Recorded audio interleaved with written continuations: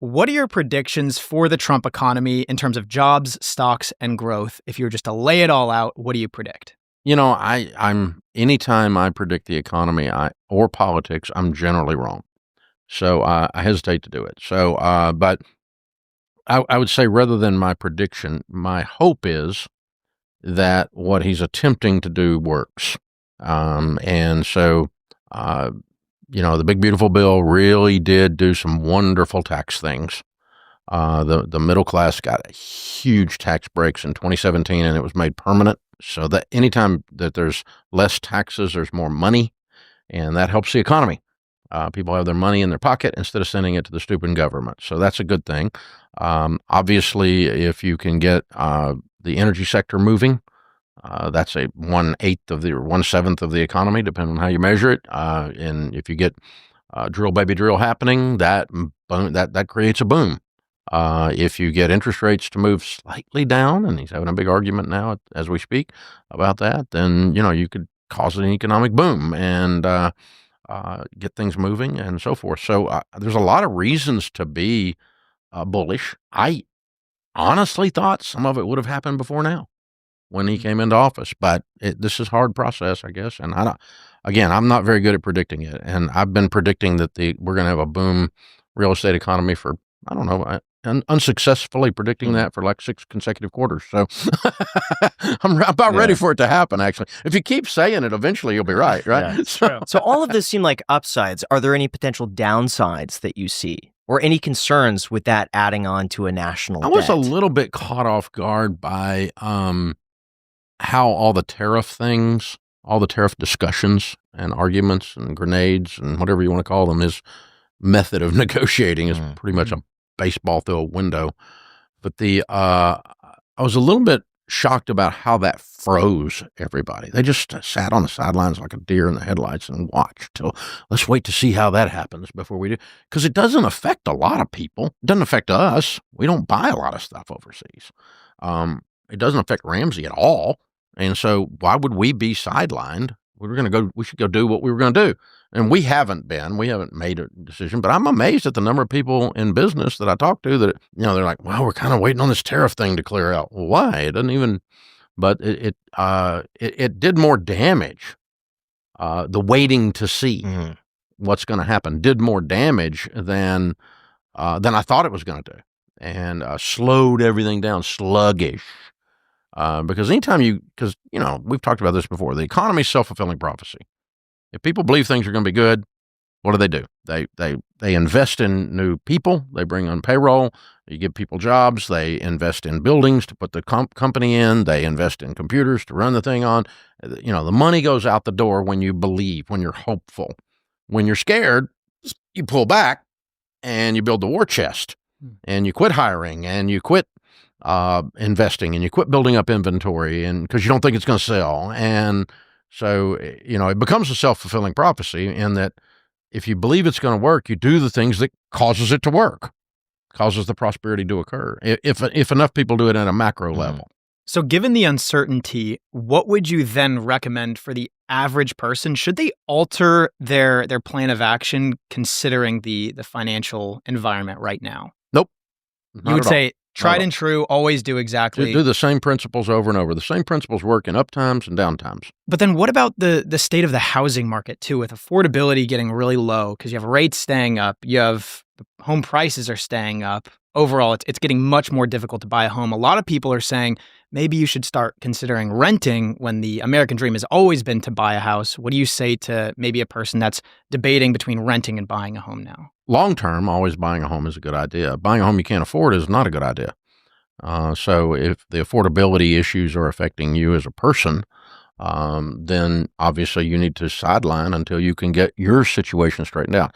Here's what's interesting about that discussion is it applies to some people and it doesn't apply to others. I talked to a kid the other day who just came out a 4-year degree in supply chain, brand new college graduate, making 140 right out the gate. He's not worried about affordability in Nashville, Tennessee. He can do it. He's freaking 23 years old. I mean, come on. Yeah, he's not. What got did he that graduate issue. with? What was his major in? Supply chain. Okay. Supply chain, logistics. Hmm. So, yeah, I mean, killed it. It's a great degree field. And, you talk to another person who's, I talked to a lady the other day who just finished up her stuff in cybersecurity. She's making $400K. She's not worried about, so she's not having this discussion.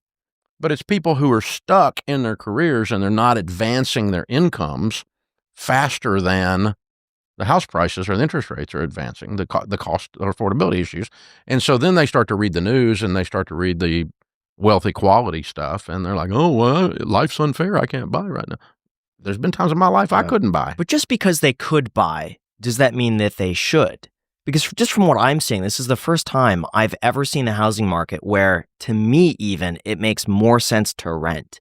And I'm looking at properties, and I've been looking at properties daily for years throughout LA, California, Vegas, and I'm looking at the rent to sale ratio. And throughout most of these areas, you could rent for half the price it would cost you to buy it. And when I'm looking at the interest rates and the property taxes and the insurance, I would rather just rent. It might be the case for a year, or it might be the case for 2 years. I don't know. Again, I got my real estate license in 1978. We've had that discussion before. So I've watched this a long, long time. And the thing I know is if I'm talking to a 40-year-old and they never buy a house, the 80-year-old version of them is going to be really pissed. Because their cost of housing over that 40 years, 100% chance it's going up.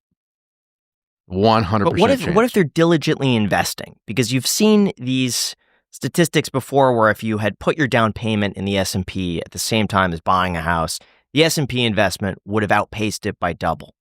And that was from the 80s through today. Except that the largest line item in your personal income budget for the typical American is housing. Mm-hmm. And when you buy a home and then you pay it off, it's no longer your largest line item in your personal budget, and you can do investing. And so you flip the cash flow towards investing at that point. And the data from the largest millionaire study ever done that we did, 10,167 of them, shows that the typical 1 to 5 million, the first 1 to 5 million of net worth that they get is in the 401k and investing in Roth IRAs and good mutual funds in the market, and getting a home and getting it paid off. So they're sitting there $1.7 million net worth, and they've got a $800,000 401k, and they got a paid for $900,000 house, and they're 47 years old, and they're millionaires. And that's their first 1.7 million. Now, you don't get to 100 million doing that. That's a different world, but we're not talking about billionaires. We're talking about millionaires and sustainability. So I don't talk to happy 78-year-olds and 83-year-olds on our show that are renters. So it's not a long-term play. But on the short term, is there times the market is dipsy doodle and you got this hydrocline, so to speak, where it's flipped and the cold water's on top and the hot water's on the bottom? Yeah, that could happen.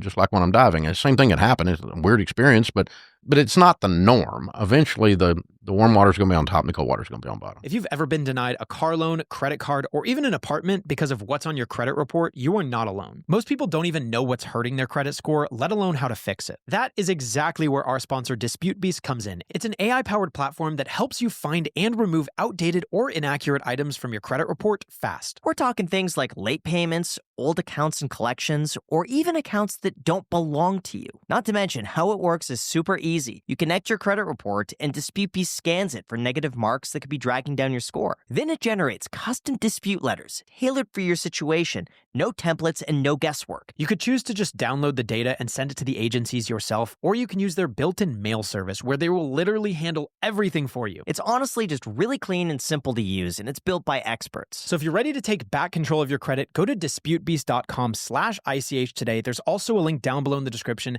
disputebeast.com/ICH. Guys, they will literally handle everything for you. If you're dissatisfied with your credit, they will do all of the research, let you know what's going wrong, and they will fight for you. disputebeast.com/ICH. Thank you so much to DisputeBeast for sponsoring this clip.